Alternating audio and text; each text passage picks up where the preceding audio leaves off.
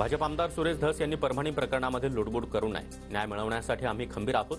सचिन खरात यांची प्रतिक्रिया. सोमनाथ सूर्यवंशींना मारहाण करणाऱ्या पोलिसांची सुरेश धस बाजू घेत आहेत का?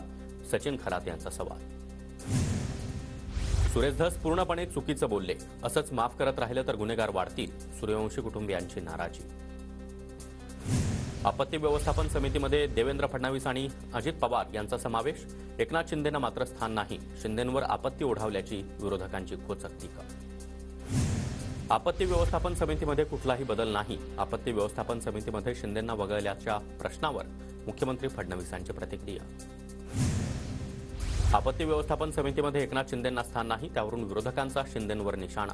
उपमुख्यमंत्री एकनाथ शिंदेंवरच सध्या आपत्ती ओढावली आहे. सुषमा अंधारे यांची खोचक टीका.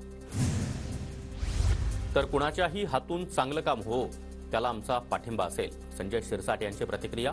आपत्ती व्यवस्थापनामध्ये फडणवीस आणि अजित पवारांचा समावेश. मात्र शिंदेंना स्थान न दिल्याच्या मुद्द्यावर प्रतिक्रिया.